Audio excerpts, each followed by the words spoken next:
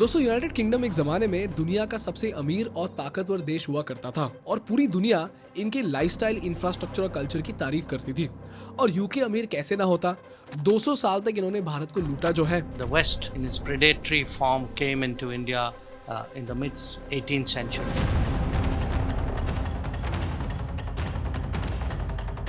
लेकिन 200 साल तक भारत और कई सारे देशों से अरबों रुपए लूटने के बाद भी आज एक तरफ जहां भारत की इकोनॉमी रफ्तार पकड़ रही है, यूनाइटेड किंगडम की हालत इतनी खराब है कि आज यूनाइटेड किंगडम में 47,000 नर्सेज की कमी पड़ रही है। पेशेंट्स हॉस्पिटल की इमरजेंसी वार्ड में घंटों बैठे हुए हैं और आज पूरे देश में गरीबी बढ़ते जा रही है। और यूके का कर्ज इतना बढ़ चुका है कि आज वो अपनी जीडीपी का 99.5% तक का कर्ज ले चुके हैं।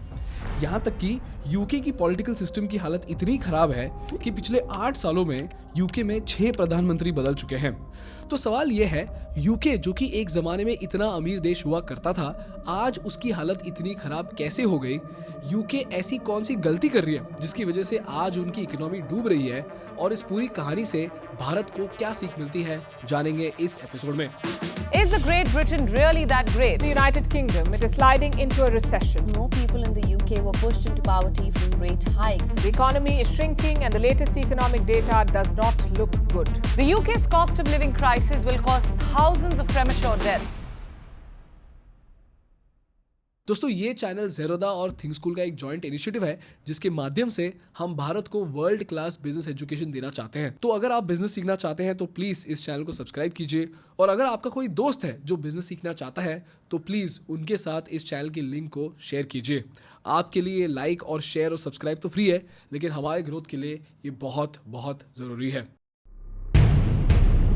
दोस्तों, ये कहानी शुरू होती है 2016 से, जब यूके ने यूरोपियन यूनियन से अलग होने का फैसला किया। इस प्रोसेस को कहा जाता है Brexit. The UK has voted to leave the European Union. We got our country back. Well, the Vote Leave side presented a very optimistic view of what the British economy would look like after Brexit. लेकिन Brexit को समझने के लिए हमें पहले European union की कहानी को समझना होगा। दोस्तों, वर्ल्ड वॉर 2 के बाद यूरोप के जो लीडर्स थे, उन्होंने ये सोचा कि अगर यूरोप का हर देश अलग अलग रहेगा और एक दूसरे से कंपटीशन करेगा तो इस कंपटीशन के चक्कर में बहुत सारा पैसा बर्बाद हो जाएगा। और अगर आप यूरोप के मैप को देखोगे तो आपको ये समझ आएगा कि यूरोप में देश इतने छोटे हैं कि अगर हर देश अपनी बॉर्डर की सुरक्षा के लिए फौज पर खर्चा करेगा तो इन सारे देशों को डिफेंस बजट बहुत महंगा पड़ेगा, राइट? इसी तरह ट्रेड के लिए अगर हंगेरी जैसे एक लैंडलॉक्ड देश को ट्रेड करना हो तो उन्हें पोर्ट्स को एक्सेस करने के लिए बाकी सारे देशों को टैक्स देना पड़ेगा। तो इस बेकार की रेस में ना तो डिफेंस हो पाता, ना ट्रेड हो पाता, और कोई भी देश कंपटीशन के चक्कर में आगे नहीं बढ़ पाता। इसीलिए 1952 में Belgium, France, Germany, Italy, Luxembourg और नेदरलैंड्स, ये सारे देशों ने मिलकर एक यूनियन बनाया जिसका नाम पड़ा European coal and steel community. और इस यूनियन से इन सारे देशों को बहुत ज्यादा फायदा हुआ। जैसे जब फ्रांस को कोल और स्टील की जरूरत थी तो जर्मनी ने फ्रांस को कोल और स्टील सप्लाई किया। उसी तरह जर्मनी को भी अपना कोल और स्टील बेचने के लिए एक अच्छा ट्रेड पार्टनर मिल गया। इसी तरह जो छोटे छोटे देश थे उन्हें भी इस यूनियन से बहुत फायदा हुआ। जैसे इटली के बिजनेसेस को जर्मनी और फ्रांस जैसे बड़े बड़े देशों में अपने प्रोडक्ट्स बेचने का मौका मिला। और धीरे धीरे इस यूनियन में कई सारे देश शामिल होने लगे और आज ये 27 देशों का एक बहुत बड़ा यूनियन बन चुका है जिसे आज हम कहते हैं यूरोपियन यूनियन। और आज यूरोपियन यूनियन दुनिया के सबसे ताकतवर यूनियंस में से एक है। तो सवाल यह है कि यूरोपियन यूनियन आज इतना ज़्यादा ताकतवर क्यों है, और इस यूनियन में जो 27 देश शामिल हैं उनको इस यूनियन से क्या फ़ायदा मिलता है? दोस्तों, इस यूनियन के 3 बड़े फायदे हैं। पहला फायदा है EU सिटीजनशिप। इसका मतलब यह है कि यूरोपियन यूनियन में कोई भी सिटीजन इन 27 कंट्रीज में से किसी भी कंट्री में जाकर रह सकता है। दूसरा फायदा है मार्केट एक्सेस, यानी कि EU में कोई भी बिजनेसमैन किसी भी देश में जाके अपने प्रोडक्ट्स को बेच सकता है। यानी एक ग्रीस का बिजनेसमैन बिना किसी टैक्स के यूके में जाकर अपना फर्नीचर बेच सकता था। और तीसरा और सबसे बड़ा फायदा है नेगोशिएशन पावर। यानी कल अगर हंगेरी जैसे एक छोटा देश भारत के सामने नेगोशिएशन के लिए बैठे तो भारत हंगेरी से ये कहेगा कि भाई हमारे पास 140 करोड़ कंज्यूमर्स हैं और आपके पास सिर्फ 1 करोड़ कंज्यूमर्स हैं। तो अगर आपको भारत में आके अपने प्रोडक्ट्स बेचने हैं तो आपको हमारे कार्स, मेडिसिन और फर्नीचर्स, इन सारे प्रोडक्ट्स पर 0 टैक्स लगाना होगा। इससे क्या होगा? जब हंगेरी से प्रोडक्ट्स भारत आते हैं तो भारत को टैक्स मिलेगा, लेकिन भारत के प्रोडक्ट्स जब हंगेरी जाएंगे तो हंगेरी को टैक्स नहीं मिलेगा। अब ये भारत क्यों कर सकता है? क्योंकि भारत के पास बहुत बड़ी आबादी है जिसमें 140 करोड़ लोग हैं, यानी कि कंजम्पशन बहुत ज्यादा हाई है। अब ये भारत क्यों कह सकता है? क्योंकि भारत बहुत बड़ा देश है और हंगेरी बहुत छोटा देश है। लेकिन यहीं पर दोस्तों यूरोपियन यूनियन आकर ये बोलता है कि भारत के साथ हंगेरी नहीं, पूरा यूरोपियन यूनियन एक साथ बैठ के बात करेगा। अब जब पूरा यूरोपियन यूनियन भारत के साथ एक साथ डील करेगा तो यूरोपियन यूनियन भारत से कहेगा कि अब हमारे पास 50 करोड़ लोग हैं जिनकी per capita income 35.6 lakh rupees है, जबकि भारत में 140 करोड़ लोग हैं लेकिन उनकी पर कैपिटा इनकम बस 2.3 लाख रुपीस है। तो इससे क्या हो जाएगा? भारत हंगेरी जैसे एक छोटे देश का गलत फायदा नहीं उठा सकता, क्योंकि अगर भारत ने हंगेरी पर टैक्स लगाया तो पूरा यूरोपियन यूनियन भारत के प्रोडक्ट्स के ऊपर टैक्स लगा देगा। ये है दोस्तों यूरोपियन यूनियन की नेगोशिएशन पावर। तो आप तो मुझे बताओ, ये तो बहुत ही बढ़िया डील है, राइट? जहां हर देश को ट्रेड का फायदा मिलता है, टैक्स का फायदा मिलता है और हर देश के बिजनेस को पूरे यूरोपियन यूनियन में ट्रेड करने की पूरी छूट भी मिलती है। तो फिर सवाल ये है कि यूनाइटेड किंगडम ने यूरोपियन यूनियन को क्यों छोड़ा?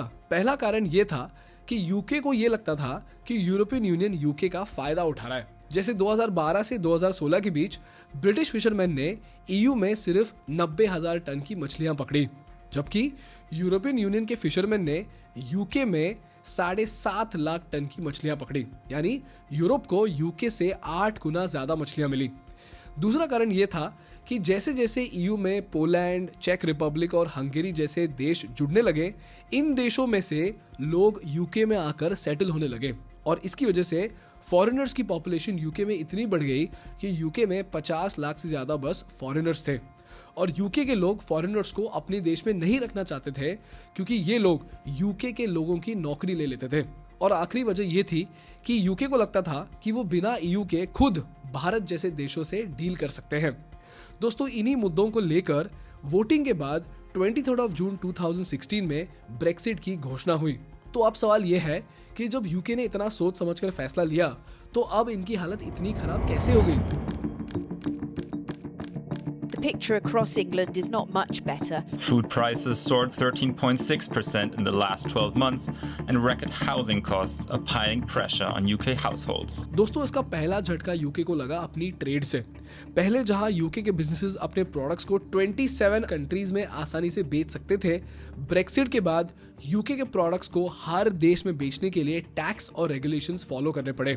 इसी वजह से यूके के बिजनेसेस ग्रो नहीं कर पा रहे थे। ये थी यूके की सबसे बड़ी समस्या। इसके साथ साथ यूके की दूसरी बड़ी समस्या ये थी कि यूके एक सर्विस ड्रिवन एक्सपोर्ट इकोनॉमी है, ना कि एक मैन्युफैक्चरिंग ड्रिवन इकोनॉमी। और यही प्रॉब्लम आज भारत को भी फेस करना पड़ सकता है, क्योंकि जिस तरह भारत आईटी सर्विसेज एक्सपोर्ट करता है उसी तरह यूके फाइनेंशियल सर्विसेज एक्सपोर्ट करता है और यूके ने मैन्युफैक्चरिंग सेक्टर पर बिल्कुल ध्यान नहीं दिया। तो अब सवाल यह है कि सर्विस ड्रिवन इकोनॉमी और मैन्युफैक्चरिंग ड्रिवन इकोनॉमी में क्या फर्क है और इंडिया को सर्विसेज से ज्यादा मैन्युफैक्चरिंग की जरूरत क्यों है? दोस्तों इसके 3 कारण हैं। पहला कारण यह है कि मैन्युफैक्चरिंग इंडस्ट्रीज सर्विस इंडस्ट्री के मुकाबले बहुत ज्यादा एम्प्लॉयमेंट प्रोवाइड कर सकती है और उससे ज्यादा इंपॉर्टेंट यह है कि एक मैन्युफैक्चरिंग सेक्टर स्किल्ड और अनस्किल्ड दोनों तरह के वर्कर्स को जॉब दे सकता है। जैसे आईटी इंडस्ट्री हमारी जीडीपी में 7.5% कंट्रीब्यूट करती है, जबकि टेक्सटाइल सेक्टर 2.5% से भी कम कंट्रीब्यूट करती है। लेकिन जब जॉब्स की बात आती है, एक तरफ जहां आईटी सर्विस इंडस्ट्री सिर्फ 55 लाख लोगों को नौकरी देती है, टेक्सटाइल इंडस्ट्री भारत में 4.5 करोड़ लोगों को नौकरी देती है। और जहां आईटी इंडस्ट्री में स्किल्ड यानी इंजीनियर जैसे लोगों की जरूरत पड़ती है, टेक्सटाइल इंडस्ट्री में एक अनस्किल्ड आदमी को भी जॉब मिल सकता है। दूसरा कारण यह है कि जब आप एक मैन्युफैक्चरिंग यूनिट चलाते हो तो आपको रिसेशन के टाइम पर कम लॉस होते हैं। मैं ये नहीं कह रहा हूँ कि लॉस नहीं होते हैं, बट ये जो लॉस होता है ना, ये थोड़ा कम होता है, जबकि सर्विस इंडस्ट्री को बहुत भारी नुकसान होता है। जैसे 2008 की रिसेशन में फाइनेंशियल सर्विसेज और मार्केटिंग सर्विसेज कई सारे देशों में बंद हो गई, लेकिन नेस्ले, प्रॉक्टर एंड गैम्बल और यूनिलीवर जैसी जो कंपनीज थी उन पर इतना असर नहीं पड़ा, क्योंकि जब रिसेशन आता है तब लोग फाइनेंशियल सर्विसेज और मार्केटिंग सर्विसेज पर खर्च नहीं करते।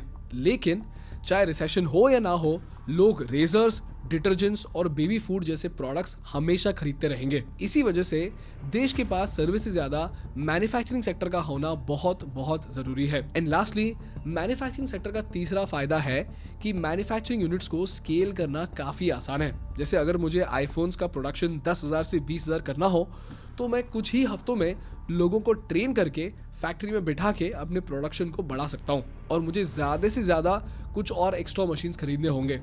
लेकिन अगर मुझे अपने सीए प्रैक्टिस में 1 साल के अंदर 20 क्लाइंट्स जमा करने हो, तो ये बहुत ही मुश्किल और स्लो प्रोसेस है। और ये बात अगर आप किसी भी बिजनेसमैन से पूछो तो वो आपको डिटेल में बता देंगे। यही फायदे हैं दोस्तों मैन्युफैक्चरिंग सेक्टर के, जो है jobs, scale and higher resistance to recession. और यहीं पर दोस्तों यूके ने एक बहुत बड़ी गलती कर दी। अगर आप यूके की इकोनॉमी को देखेंगे तो आपको ये दिखेगा कि इनकी 81% जीडीपी सिर्फ सर्विस इंडस्ट्री पर डिपेंड करती है। और ब्रेक्सिट के बाद जब सर्विस इंडस्ट्री को 27 अलग अलग कंट्रीज के लीगल रूल्स फॉलो करने पड़ गए, तो यूके की सर्विस इंडस्ट्री स्लो डाउन हो गई। और इसके बाद दोस्तों कोविड हो गया और रशिया यूक्रेन वॉर हो गया। It's been revealed COVID-19 has dealt the UK's economy its biggest blow in more than 300 years. The Office for National Statistics has revealed the pandemic led to a 9.9% drop in the country's GDP over 2020. The actions we have taken to sanction Putin's regime are not cost-free for us at home. The invasion of Ukraine presents a risk to our recovery, as it does to countries around the world. We should be in no doubt. Behind Putin's invasion is a dangerous calculation. और जैसा कि हमने देखा, बाकी सारे देशों की तरह इन दोनों इकोनॉमिक शॉक से यूके के सर्विस और मैन्युफैक्चरिंग सेक्टर्स पर बहुत भारी असर पड़ा। ये दूसरी वजह है जिसकी वजह से आज यूके की हालत इतनी खराब है। और तीसरा प्रॉब्लम यह है कि ब्रेक्सिट की वजह से यूके से सारे लेबर्स अपने अपने देश लौटने लगे। इसी वजह से 2021 तक 2 लाख ईयू सिटीजन्स ब्रेक्सिट के बाद यूके छोड़ के जा चुके हैं। यूके में इसके साथ साथ 1 लाख से ज्यादा ट्रक ड्राइवर्स की नौकरी खाली पड़ी है और हॉस्पिटल्स में 30,000 नर्सेस की कमी है। और 2024 में यूके में 8 लाख से भी ज्यादा जॉब वैकेंसीज पड़ी हुई है। और इसी वजह से दोस्तों ट्रांसपोर्ट जैसे सेक्टर्स पर भारी असर पड़ रहा है। इसी वजह से दोस्तों यूके की इकोनॉमी की हालत बहुत ज्यादा खराब होती जा रही है। तो अब देखना यह है कि यूके की जो नई सरकार है इस सिचुएशन में से यूके को किस तरीके से बाहर निकालेगी। तो अब सवाल यह है दोस्तों, इस पूरी कहानी से भारत को क्या सीख मिलती है। लेसन नंबर 1, इकोनॉमी को लेकर कोई भी जरूरी फैसला लेने से पहले कभी भी उन लोगों से सलाह नहीं लेनी चाहिए जो इकोनॉमी के बारे में नहीं जानते। और इस कहानी में जैसा कि हमने देखा, ब्रेक्सिट का फैसला देश के इकोनॉमिस्ट ने नहीं बल्कि यूके के आम जनता ने लिया।